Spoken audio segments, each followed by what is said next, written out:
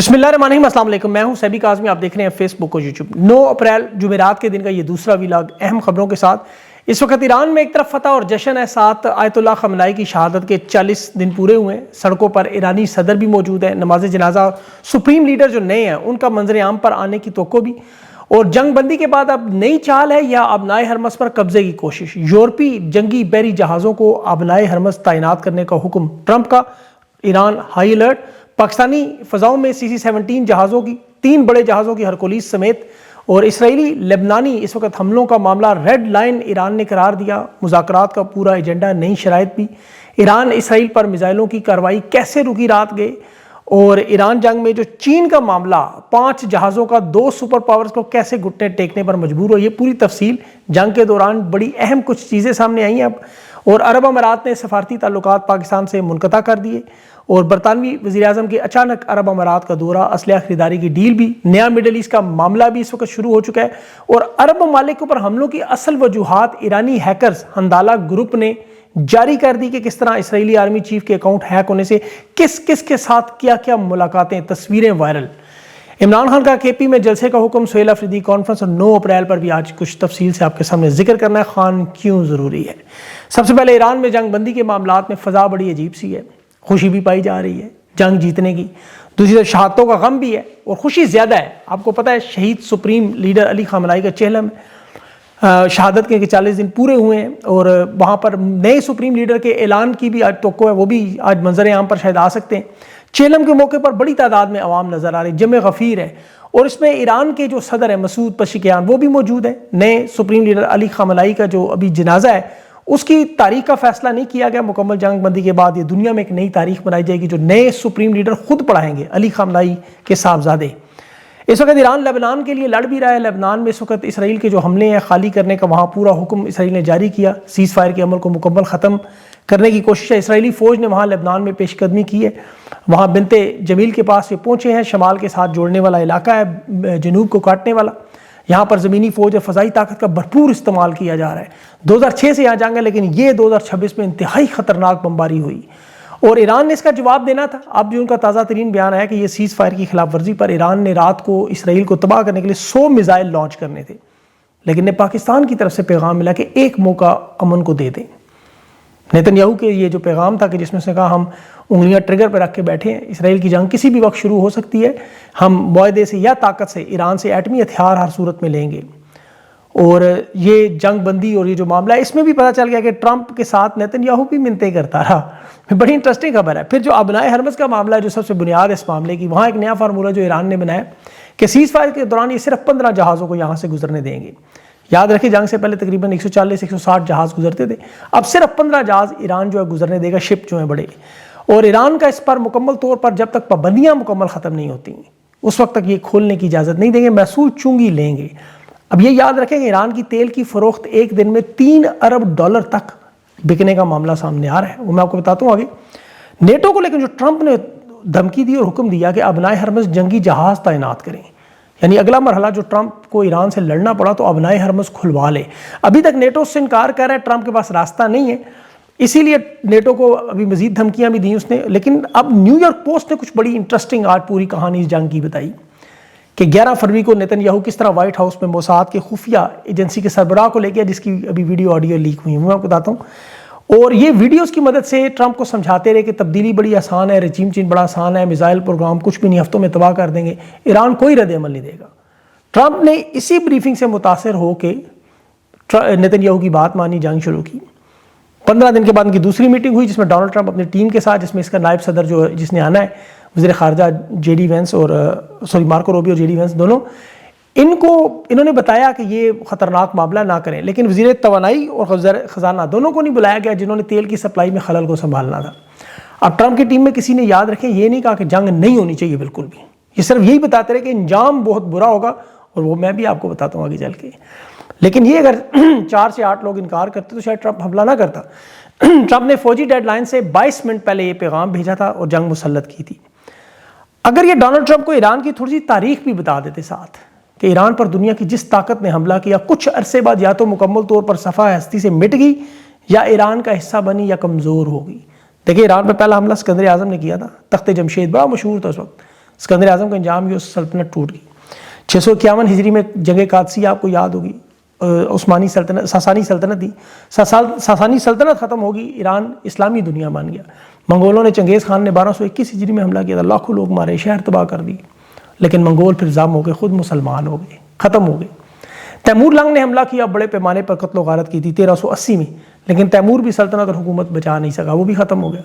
پھر 1941 میں برطانیہ اور روس نے مل کے حملہ کیا، ایران پر کنٹرول قبضے کی کوشش، دونوں ناکام، سوویت یونین بعد میں ٹوٹ گیا۔ آپ دیکھ لیں ایران عراق کی جو جنگ تھی 1980 سے 81 تک، اس میں صدام حسین عرب کی دنیا کا سب سے طاقتور رہنما تھا، اور اب دیکھیں حالات کیا ہیں، عراق کے ٹکڑے ہو چکے ہیں، صدام حسین وہاں موجود نہیں ہے، عراق کی ساری آمدنی امریکہ لے جاتا ہے۔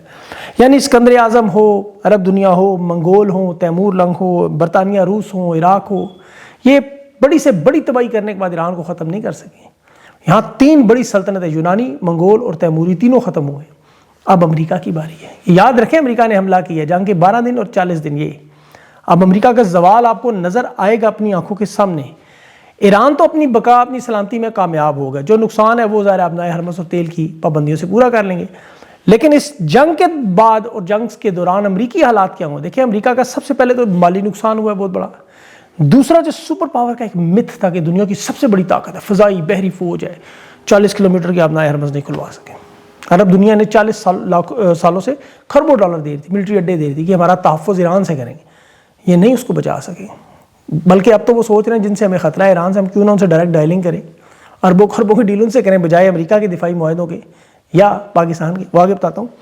سیاسی اسٹریٹجک سطح پر امریکہ کو بہت نقصان ہوا، کوئی فیصلہ کن برتری نہیں ہوئی، ایٹمی ہتھیاروں تک پہنچ گیا ٹرمپ، توانائی اور گیس کی قیمتوں سے گلوبل اکانومی کو ہلا دیا اس نے، اور بدنامی الگ ہوئی۔ 2 بڑے حریف تھے امریکہ کے پوری دنیا کے اس ورلڈ آرڈر میں، چین اور روس، دونوں نے تیل اور گیس کا بھرپور فائدہ اٹھایا۔ پابندیاں بھی روس کے اوپر سے اٹھیں اور یہ چین سستا تیل بھی خریدتا ہے۔ روس نے صرف اپریل کے 9 دنوں میں 9 ارب ڈالر کمایا تیل کی فروخت سے۔ اب آپ سوچیں ایران 3 ارب ڈالر روزانہ کیسے کما نہیں سکتا۔ چین اور ایران تینوں نے تیل کے حساب سے اور ایران پر جو پابندیاں اس کے حساب سے اور پیٹرول ڈالر میں بہت بڑا فائدہ اٹھایا۔ اب جنگی اعتبار سے بھی چین نے جو 13,000 امریکی حملے ہوئے جو کرتے رہے، وہ امریکہ کی جنگی صلاحیتوں کو مکمل سمجھ چکے ہیں کتنے پانی میں ہے۔ تائیوان پہ کل قبضہ ہو، ہانگ کانگ پہ ہو، چین کے ساتھ ملانا ہو، انہیں اب امریکہ کی جنگی جارحیت کا کوئی خطرہ نہیں۔ روس کو بھی اندازہ ہو چکا ہے کہ یوکرین میں امریکہ اب کچھ نہیں کر سکتا۔ تو یہ جو ورلڈ آرڈر کا نظام جو ٹرمپ نے بنایا تھا وہ الٹ گیا ہے۔ اب چین نے یہ ورلڈ آرڈر نظام کیسے بدلا؟ دیکھیں یہ کیسے ایران کی باقاعدہ مدد کرتے رہے، روس بھی کرتا رہا، لیکن چین نے اس کے جو ثبوت ٹیلی گراف نے اچھا ہے کہ انہوں نے جنگ شروع ہونے کے بعد سے چین نے ایران کو سوڈیم پرکلوریٹ جو تھا وہ ٹھوس میزائل ایندھن سے جڑا ہوتا ہے، اس کا جزء بڑا ہے، 5 کھیپیں پہنچائیں، 5 بڑے جہاز، اور یہ پابندیوں کے شکار شپنگ جہازوں میں آتے رہے۔ 800 بیلسٹک میزائل بنے اس سے جو اپنے ہدف پر لگتے رہے، 800 بیلسٹک میزائل۔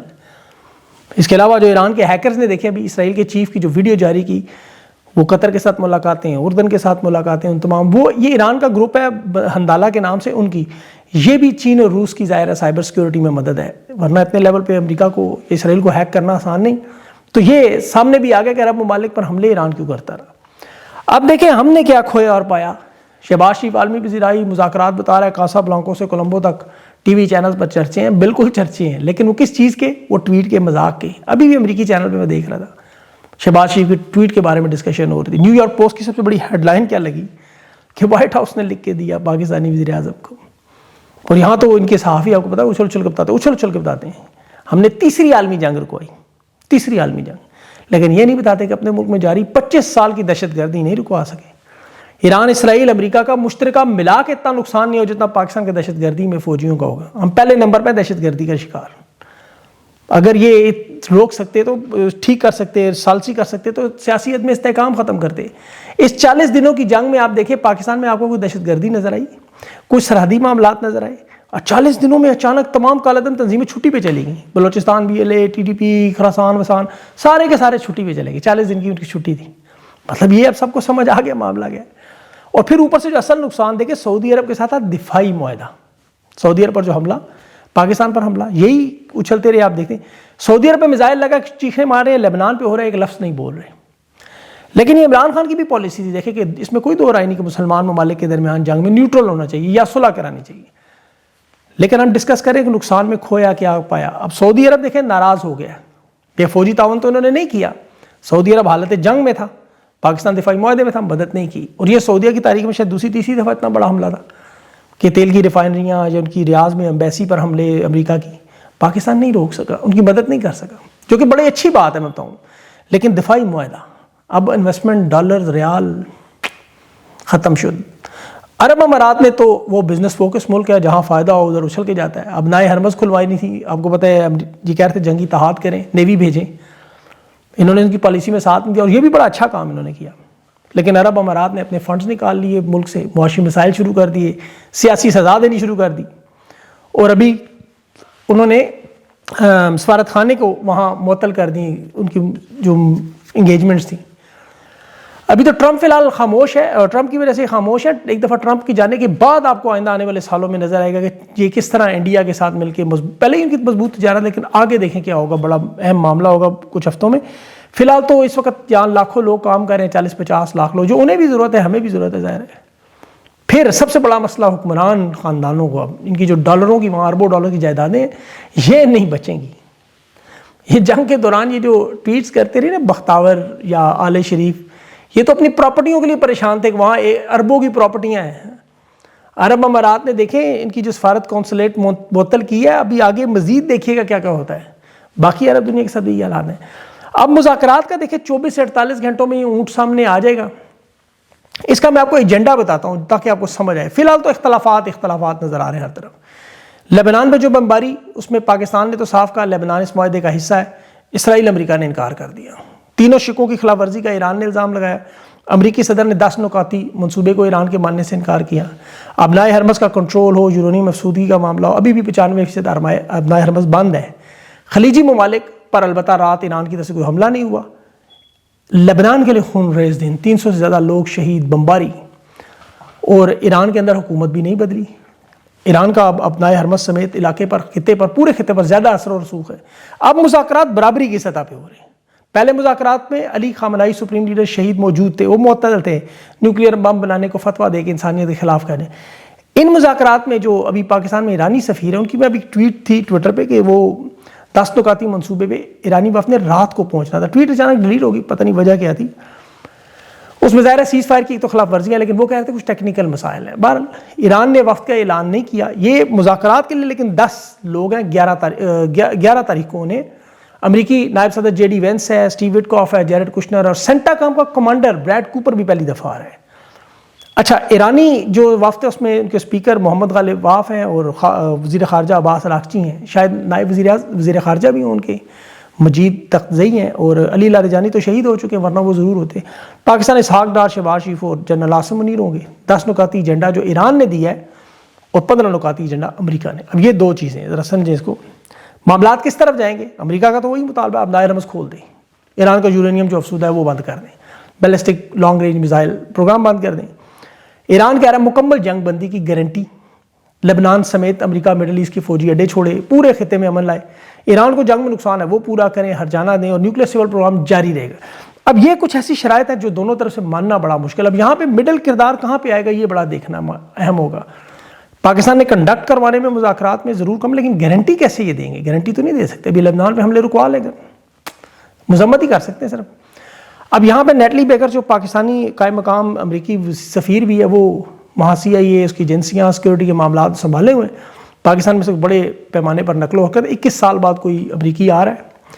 اس کا جہاز نور خان ایئر بیس پہ C-117 بھی پہنچا. سیکورٹی ٹیم، ڈرائیور، گاڑیاں، آلات، سب کچھ یہ اپنا لے کر ہیں، کوئی چیز پہ بھروسہ نہیں کرتے. وہ بڑا جہاز ہوتا ہے، پتہ ہے وہ C-17 یا ہرکولیس ٹائپ، پورا اس کے اندر اسپتال آپ کہہ لیں. تو جو ایران نے گرائے بھی ہیں. اچھا مزے کی بات اس میں، اب اس کی اچھا یاد رکھیں جے ڈی وینس کی بیوی بھی بھارتی نژاد ہے. اب اگر وہ ساتھ آ گئی تو پتہ نہیں اس کا پھر سواگت نواز شریف کریں گے. اچھا، نواز شریف کے بارے میں نون لیگ کو کہا جا رہا ہے کہ بیانیہ بنائے، مذاکرات یہ کروا رہے ہیں. اصل بہرحال چھوڑیں دیں. 9 اپریل کی بھی بات کرنی ضروری ہے کہ خان کتنا ضروری ہے. اللہ کرے یہ بات اسٹیبلشمنٹ کو سمجھ آ جائے جو اڑان اور ترقی کے دعوے کرتے رہے. جب خان کی حکومت گرائی تو سب سے پہلا دعویٰ کرنے والے اس وقت DGI SPR میجر جنرل، اب لیفٹیننٹ ہو گئے، بابر افتخار نے قوم کو بتایا تھا کہ نئی حکومت آئی ہے، اسٹاک ایکسچینج اوپر چلی گئی، ڈالر نیچے چلا گیا. یہ انہوں نے خان کی حکومت گرا کے کہا. اس وقت ملک کی گروتھ کیا تھی؟ 6.2%. آج کیا ہے؟ 3%. خان کی حکومت کی اب آپ ایکسپورٹس نکالیں 4 سال کی، 7 ارب ڈالر سالانہ زیادہ تھی. کسانوں کو کیا ملتا تھا؟ گندم کا ریٹ 4,000 روپے فی من. یہ پچھلے 3 سالوں میں یہ 1,000 تک پہنچ چکا ہے. تمام صنعت خان کے دور میں ریکارڈ لگا رہے ہیں. ایکسپورٹ کی انڈسٹری، ٹیکسٹائل انڈسٹری پوری کیپیسٹی پر چل رہی تھی، آج تقریباً ساری بند ہے. خان نے 5 سال میں جو 1 کروڑ نوکریوں کی بات کی تھی، 3 سالوں میں 70 لاکھ لوگوں کو نوکریاں ملی ہیں، اور وہ 70 لاکھ ابھی بے روزگار ہوئے. 3 سالوں میں اب ریکارڈ نکال لیں. جو پوچھتے ہیں نا نوکریاں کہاں سے، پوچھیں یہ دیکھ لیں بے روزگار. فراش پور اسلام آباد میں جو بنے ہوئے فلیٹس عمران خان کے جو گھر کے دینے تھے، وہ آج بھوت بنگلے انہوں نے بنا دیے تاکہ عمران خان کا کوئی وعدہ پورا نہ ہو. 5 سال کی حکومت انہوں نے کبھی نہیں پوری کرنے دینی تھی 12 کروڑ کی آبادی کو. ورنہ سب سے بڑا منصوبہ صحت کارڈ، سرکاری پرائیویٹ اسپتالوں میں 10 لاکھ کا مفت علاج. پھر یہ دیکھیں پاکستان کے انڈیپینڈنٹ پاورز پرووائڈر سے جو نئے معاہدے میں ڈالر کا ریٹ فکس کیا، ورنہ آپ کی چیخیں کب کی نکل چکی ہوتی. یہ کیپیسٹی پیمنٹس کو لوڈ شیڈنگ عمران خان کے دور میں تقریباً ختم ہو چکی تھی. سستی انرجی تھی، صدر پیوٹن سے وہ معاہدے بھی ہو رہے تھے. 145 کا پیٹرول تھا، ٹیکسز نہ ہونے کے برابر. بجلی کے بل تک آپ کے معاف ہوئے تھے کورونا میں. 12,000 روپے گھر ملتا رہا. پھر یونیورسٹیوں میں دیکھیں، اسکولوں میں دیکھیں، کالجوں میں دیکھیں، نصاب کا یکساں ہر طرف. مطلب آئی ٹی انڈسٹری پاکستان سے بوم گا رہی تھی بالکل. یہ میں باتیں اپنی طرف سے نہیں کہہ رہا. آپ شہباز شریف کی نکالیں حکومت کے بعد اقتصادی رپورٹ پڑھیں، اس کے اندر سب کچھ لکھا ہے. خزانے میں جو 17 ارب ڈالر موجود ہے وہ بھی عمران خان لے کر ہے، جو یہ نہیں سنبھال سکے آج دینے پڑ رہے ہیں. اس مہینے کے اینڈ میں 5 ارب تو نکل جائیں گے. سعودی عرب نے 5 مانگ لیے تو بالکل ہی فارغ. عمران خان کے دور کو اشیاء خورد و نوش سے آپ صرف موازنہ کریں. مہنگائی آپ کو نظر نہیں آئے گی، مہنگائی تباہی نظر آئے گی، تباہی. 150 کا پیٹرول 458 کا 180% اضافہ ہے. ڈیزل میں 194% اضافہ ہے. اور یہ جنگ نہیں ہے اس کی وجہ، ورنہ بھارت، نیپال، افغانستان سب جگہ ہوتا، کورونا میں ہوتا. عمران خان کے دور کے بجلی کے بل نکالیں اور 4 سال میں 170% کی اس میں اضافہ ہے. 2500 کا جس کا بل تھا آج 6000 سے اوپر ہے. آٹے کی قیمت 1200 روپے تھی 20 کلو کی، 2800 پہ چلی گئی. چکن، بیف، چینی، دودھ، سیمنٹ، سر جو چیز اٹھائیں آپ، جو چیز 200%، 150% اضافہ. اس طرح عمران خان کی جائز حکومت ناجائز سائفر پہ انہوں نے گرائی. جنرل باجوہ کو عمران خان کہتا رہا معیشت دوبارہ نہیں اٹھ سکے گی، جو مرضی کر لو، جس مرضی کو بلا لو، بلائیں جس مرضی ہوں، ڈالر کوئی نہیں دے گا. پھر ایبسولوٹلی ناٹ کیا کہ عمران خان نے جو خارجہ پالیسی کی بنیاد رکھی، جو یورپ مان گیا. یورپ والے مسلمان ممالک کے درمیان بھی اتحاد کی جو نیوٹرل رہنے کی پالیسی، جسے آج اس شہباز شریف حکومت کا واحد ایک عمران خان کا فالو کرنے کا کام ہے، جس میں تھوڑی بہت نیک نامی نہیں ملی. یہ عمران خان کا کام تھا. 2 دفعہ OIC کروائی، بن سلمان ایران کے تعلقات بنائے. جو دور خان کا ہے بخدا وہ اس کے بعد اللہ جانے کب آئے گا. یہ محمد بن سلمان کے آتے وقت یہ جمال خاشقی کی تصویریں لگانے والے اس وقت جو آج سب کو غدار کہتے ہیں، یہ وہی لوگ تھے جو ٹرمپ نے اس وقت کہا ہندوستان پاکستان کی ثالثی کرواؤں، تو انہوں نے کہا جی ہندوستان کشمیر بیچ دیا. جی آپ کو یاد ہوگا سارا. آج مذاکرات کی باتیں کرتے ہیں. بہرحال خان پاکستان کے لیے ضروری ہے. پاکستانیوں تحریک انصاف کا جو کردار ہے وہ انتہائی قیادت کا مایوس کن ہے، انتہائی مایوس کن. میں اگلے کچھ ویلاگس میں پہ تفصیل آپ کے سامنے رکھوں گا بہت سی چیزیں، کیونکہ ظاہر اب جنگ کے تھوڑے معاملات ہلکے ہوئے ہیں تو اس طرف اب فوکس زیادہ ہوگا. وہ آپ کو میں بتاؤں گا کہ یہ لوگ کیا کیا کر رہے ہیں اور کیوں کر رہے ہیں. اپنا خیال رکھیں. مجھے اگلے ویلا تک کے لیے اجازت دیں. اللہ حافظ.